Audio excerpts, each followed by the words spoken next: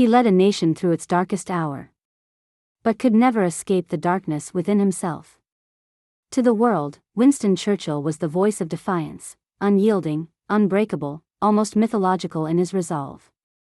A man who stood against the storm when everything else collapsed. His words didn't just inspire a country, they saved it. But behind the speeches that echoed through history, there was silence. A silence filled with doubt. With fear.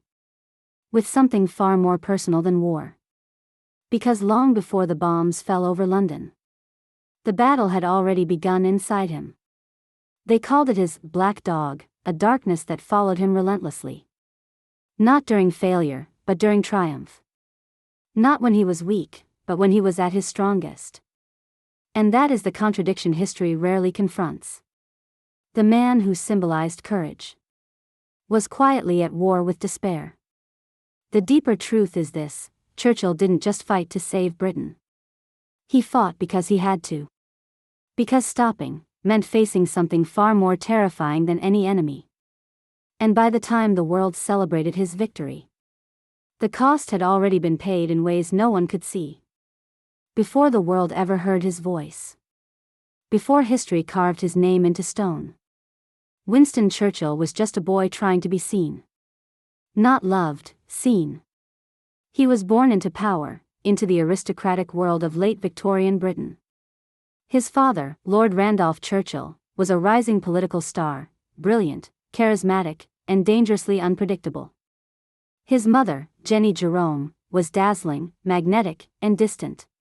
To the outside world, it looked like privilege. But inside the walls of that household, there was absence. Emotional absence. Affection withheld like a currency he could never earn. His father was not a man who nurtured, he judged. Coldly. Sharply. Publicly. Young Winston grew up under the weight of a single, silent question. Why am I not enough?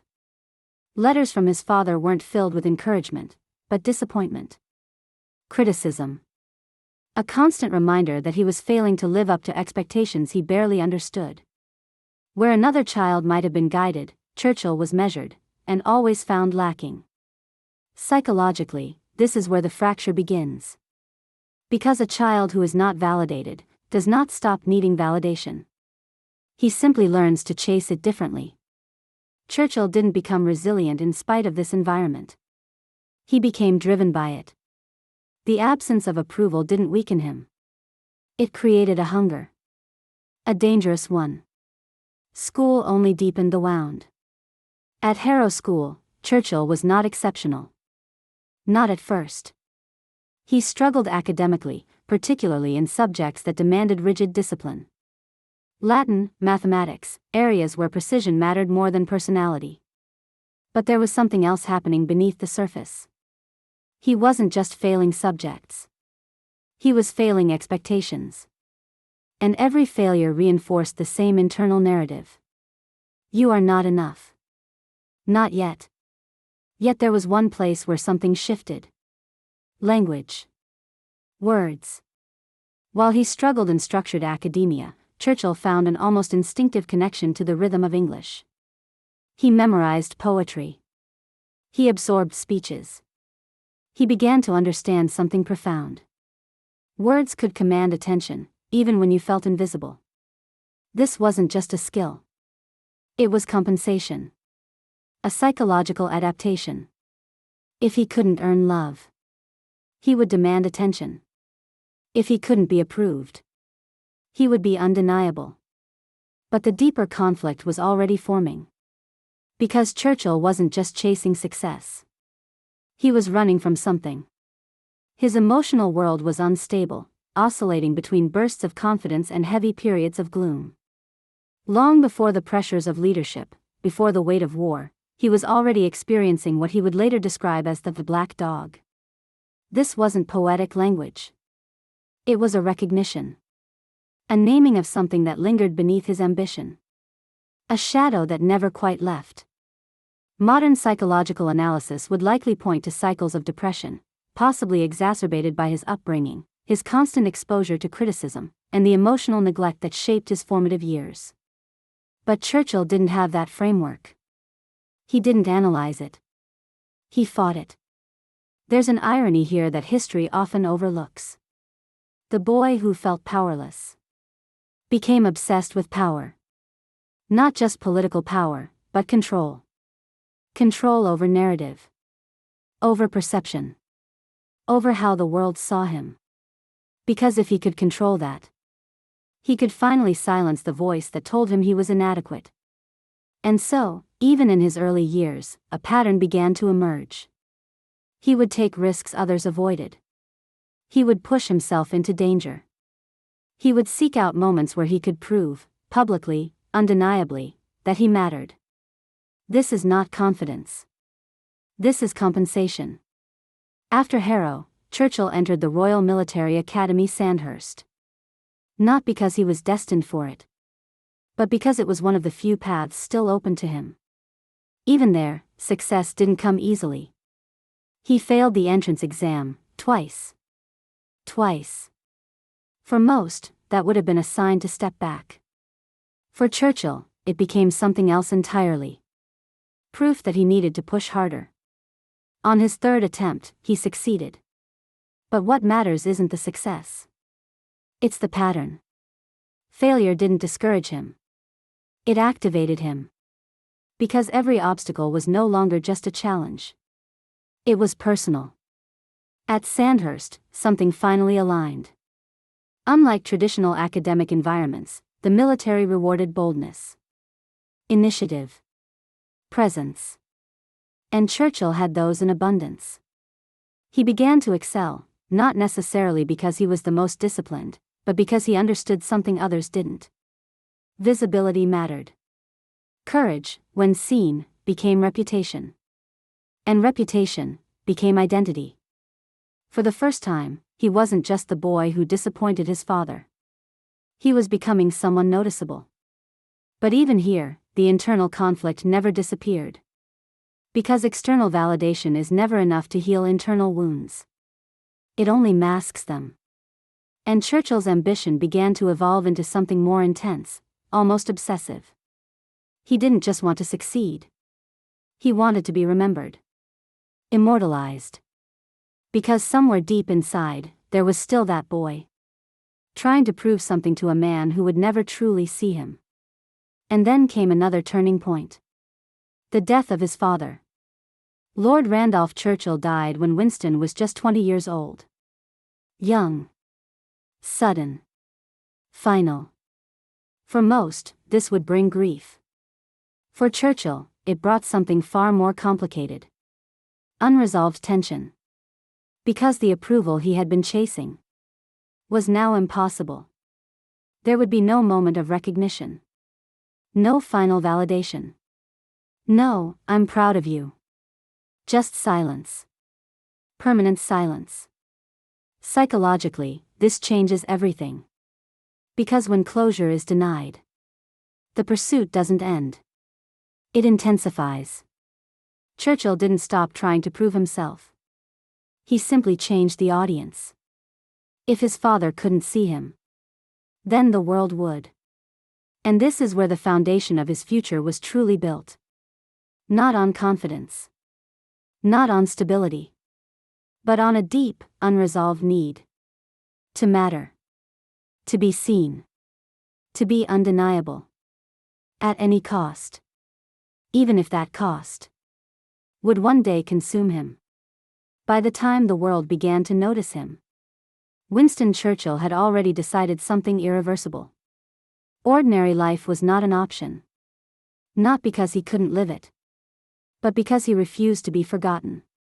This is where ambition stops being healthy and starts becoming necessary. His early military career wasn't driven by duty alone.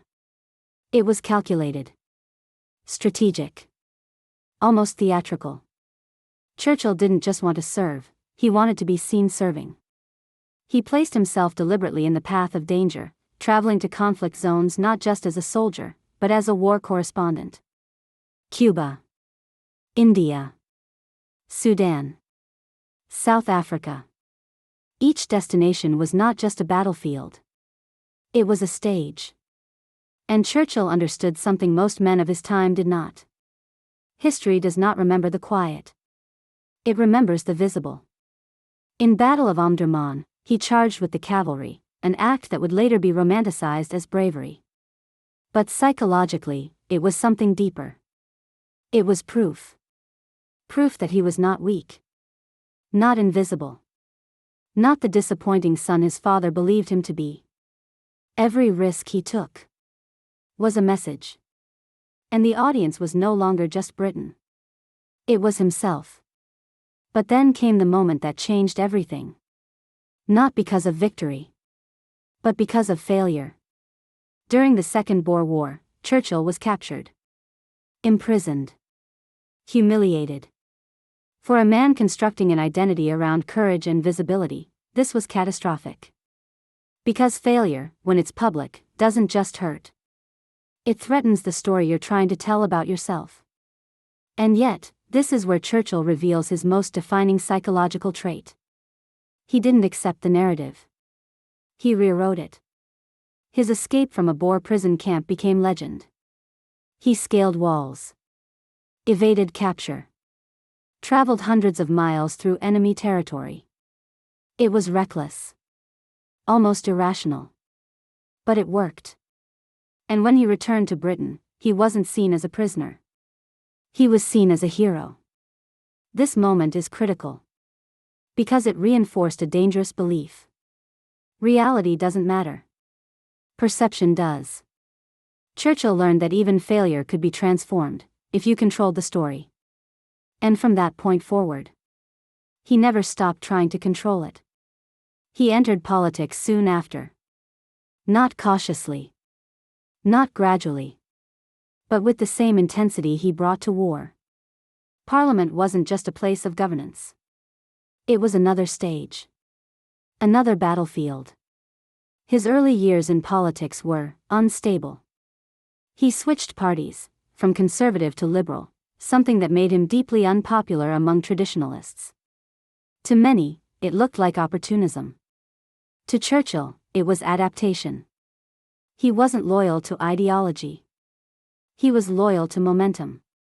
Because stopping meant risking irrelevance. And irrelevance was the one thing he could not tolerate. But here's the deeper psychological tension.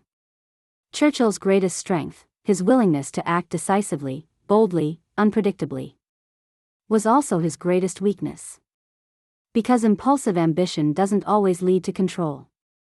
Sometimes, it leads to chaos. And chaos arrived. In the form of one of the most controversial decisions of his early career. The Gallipoli Campaign. At the time, Churchill was First Lord of the Admiralty, a position of immense power. The war was stagnant. Brutal. Directionless. Churchill wanted a breakthrough. Something bold. Something decisive. Something that would change the course of the war, and solidify his legacy. The plan was simple in theory. Attack the Ottoman Empire through the Dardanelles. Open a new front. Shift the balance. But in execution, it was a disaster. Poor planning. Underestimation of the enemy. Logistical failures. Thousands of soldiers died. For nothing. And for the first time in his adult life, Churchill couldn't rewrite the narrative.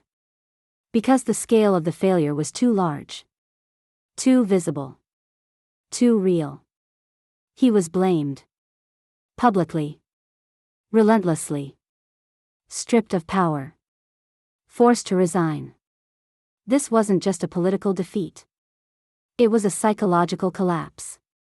Because Churchill's identity was built on one core belief. That bold action leads to success. That risk creates greatness. That he was different. Gallipoli shattered that illusion. It exposed something far more dangerous. That his instincts, his very nature, could lead to destruction. Not just for himself, but for thousands of others. And this is where the black dog returned. Not as a shadow, but as something heavier. More suffocating. He withdrew.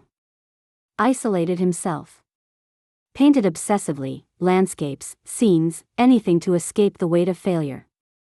This wasn't leisure. It was survival. A way to quiet the noise in his mind. But even in isolation, the pattern remained. He didn't reflect deeply on his mistakes. He endured them. Waited. Prepared for the next opportunity to prove himself again. Because Churchill didn't know how to exist without purpose.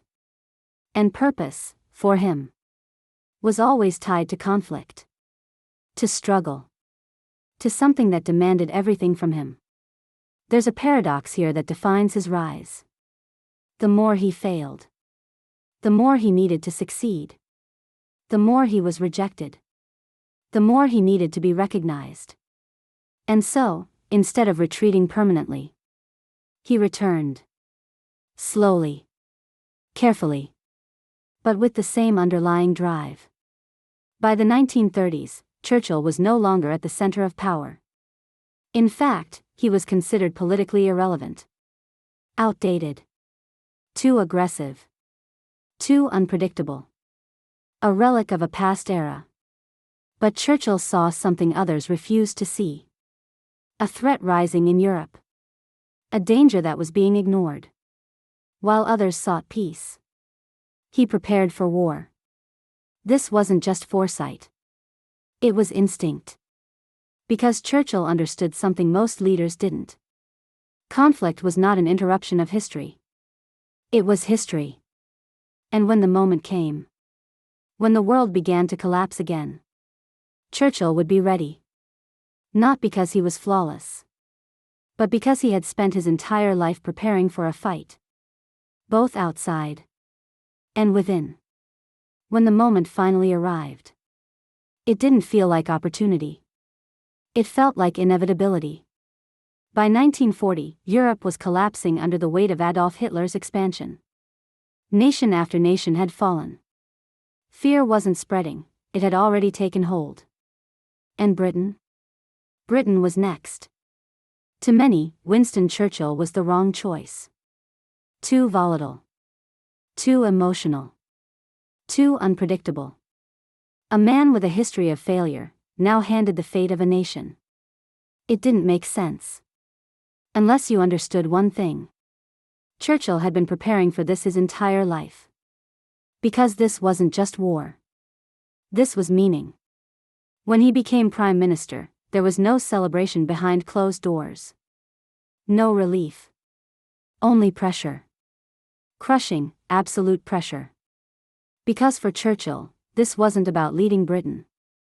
It was about proving, once and for all, that he was who he believed himself to be. His speeches became legend. We shall fight on the beaches.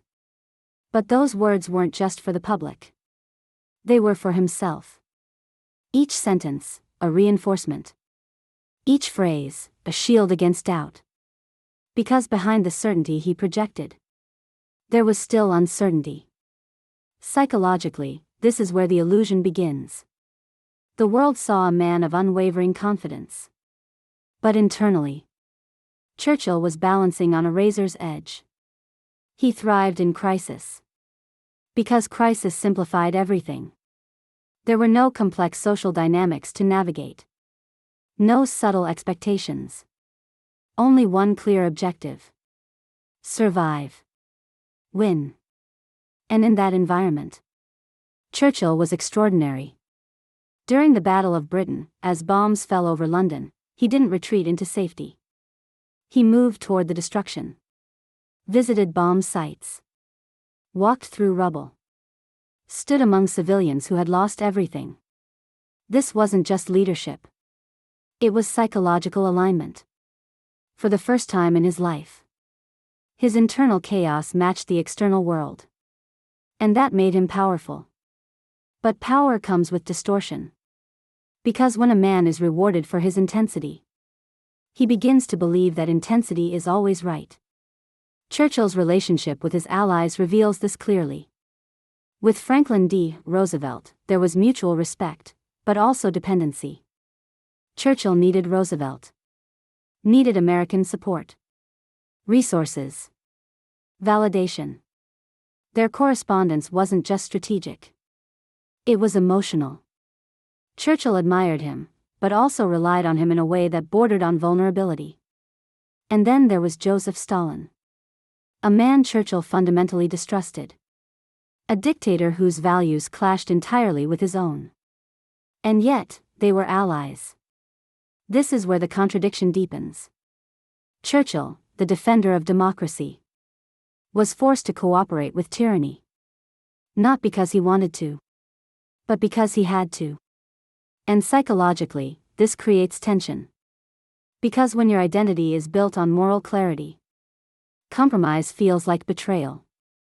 Even when it's necessary. But Churchill didn't have the luxury of moral purity. He had a war to win. And win he did. By 1945, World War II in Europe was ending. Hitler was defeated. Britain had survived. Churchill had achieved what once seemed impossible. This should have been his moment. The culmination of everything he had worked for. The ultimate validation. But here's the truth no one talks about. Victory didn't bring peace. Because Churchill's identity wasn't built for peace. It was built for struggle. When the war ended, the purpose that had sustained him disappeared. And without purpose, the internal conflict returned. Stronger than before.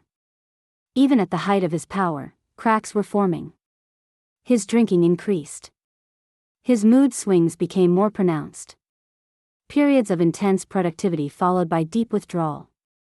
The black dog was no longer hiding. It was present. Persistent. Waiting. And then came the moment that shattered the illusion completely. In 1945, after leading Britain to victory, Churchill lost the general election. Think about that.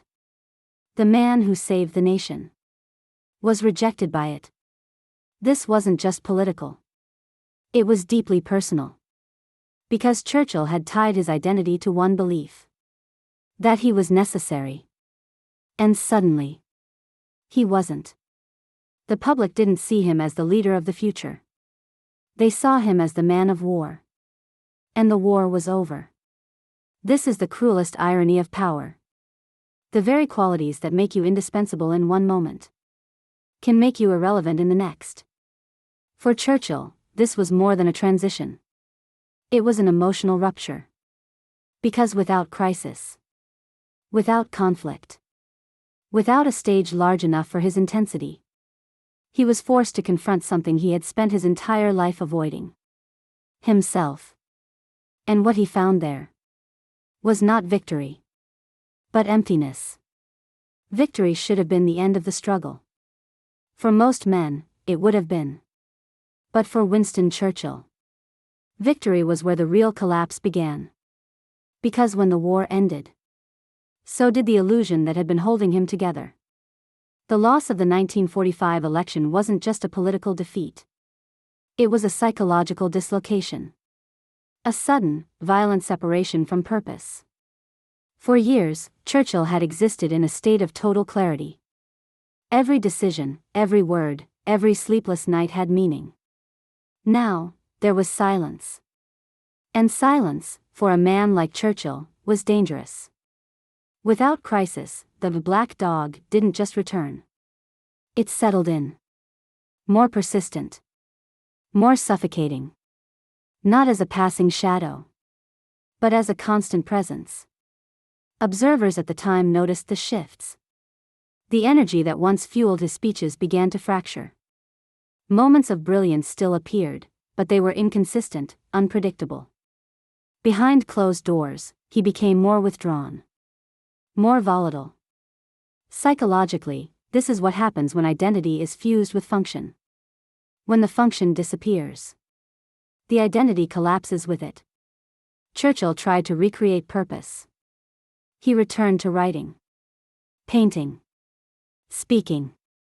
But none of it carried the same weight. Because none of it demanded everything from him. And Churchill needed that demand. Needed the pressure. Needed the feeling that something catastrophic would happen if he failed. Without it, he felt unnecessary. There is a particular cruelty in this stage of life. Because externally, Churchill was still admired, still respected, still celebrated as the man who had led Britain through its darkest hour. But admiration is not the same as need. And Churchill didn't want to be admired. He wanted to be essential. In 1951, he returned to power. Prime Minister once again. On the surface, it looked like redemption. A second act.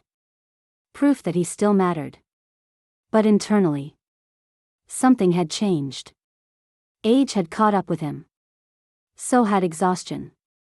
Years of relentless pressure had taken their toll, not just physically, but psychologically. He suffered strokes. His health declined. His energy became inconsistent. And yet, he refused to let go. This is where the obsession reveals its final form. Because Churchill wasn't just holding on to power. He was holding on to identity. Letting go of leadership would mean confronting a truth he had spent his entire life avoiding. That he was no longer the man he believed himself to be. So he stayed. Longer than he should have. Decisions became slower. Judgment less sharp. The clarity that once defined him began to fade. But no one wanted to say it. Because Churchill wasn't just a leader. He was a symbol. And symbols are dangerous to challenge. There's a quiet tragedy in this phase. Not dramatic. Not explosive. But deeply human. A man who once commanded history. Now struggling to command himself. His relationships began to reflect this decline. With his wife, Clementine Churchill, there was loyalty, but also distance. She had always been a stabilizing force. A quiet counterbalance to his intensity. But even she couldn't fully reach him. Because Churchill didn't just isolate physically. He isolated emotionally. The deeper he felt his control slipping, the more he retreated inward. And this is the final psychological contradiction. The man who rallied a nation could not rally himself. By the time he finally resigned in 1955, it wasn't a decision of strength. It was inevitability. The body had weakened. The mind had slowed. But more importantly, the purpose was gone. And without purpose, Churchill was left alone with the one thing he had spent his entire life outrunning. Himself. There's no battlefield more unforgiving than that. After the final applause faded. After the last title was relinquished. After the machinery of power moved on without him. Winston Churchill was left with something he had never truly faced before. A life without urgency. For decades, his existence had been defined by necessity. Every morning had a purpose. Every decision carried weight. Every moment demanded something from him. Now, nothing did. And for most, that might sound like peace. But for Churchill, it felt like erasure. Because the silence he had avoided his entire life was no longer optional. It was constant. He spent his later years at Chartwell, surrounded by the physical evidence of a life once lived at full intensity. Paintings. Books. Awards. Letters from world leaders. Artifacts of significance. Proof that he had mattered. But objects cannot replace purpose. They only remind you of what's gone. There is something deeply psychological about this phase of life, especially for individuals whose identity is built on external impact. When the world no longer demands you, you begin to question whether you ever truly existed beyond it. Churchill filled his days with routines. Writing his memoirs. Painting landscapes. Walking the grounds. From the outside, it appeared peaceful. Even dignified. But internally, the conflict remained unresolved. Because Churchill was not a man designed for stillness. Stillness forced reflection. And reflection brought him back to the same unanswered questions that had followed him since childhood. Was it enough? Did it mean what I thought it did? And if the world no longer needs me, who am I? His physical decline only intensified these questions. Strokes had weakened him. His speech slowed. His once commanding presence became fragile. This is the cruel inversion of power. The man who once shaped history, now dependent on others for the simplest things. And yet, there was something almost symbolic in this transformation. Because for the first time in his life, Churchill could not fight his way forward. There were no speeches that could reverse time. No strategies that could restore his strength. No audience left to convince.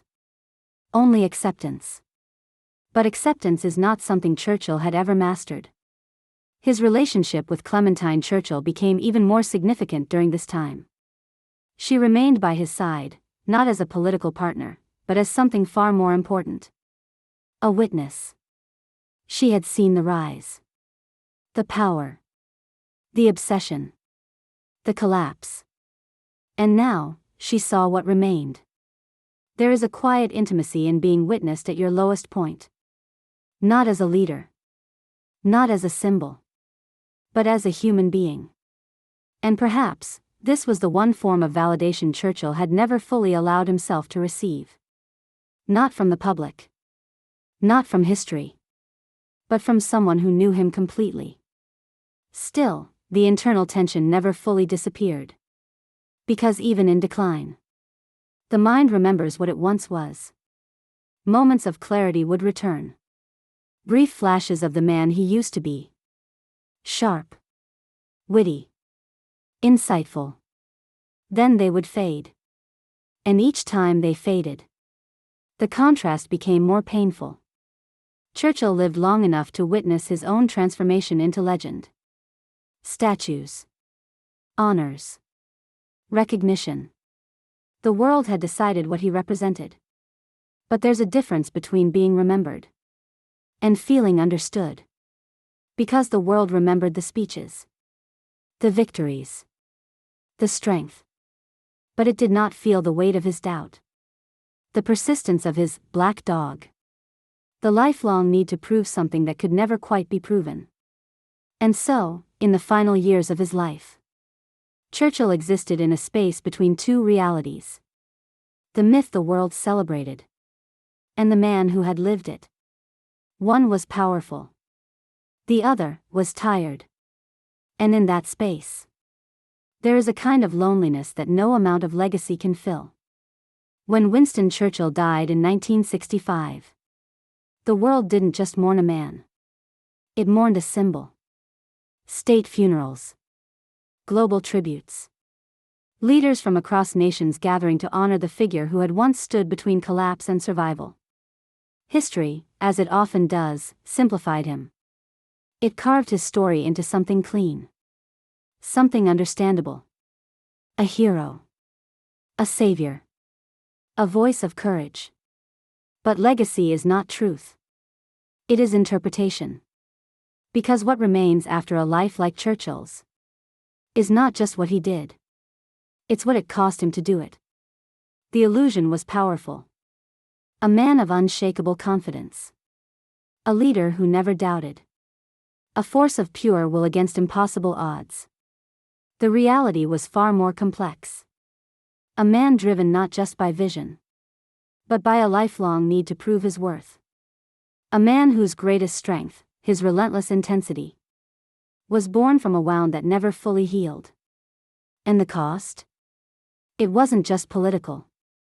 It wasn't just physical. It was internal. Because Churchill didn't simply fight external enemies. He fought himself. For decades. The black dog he spoke of so openly wasn't a poetic metaphor. It was a constant presence. A reminder that even in moments of triumph, something inside him remained unsettled. And here lies the deepest irony of his life.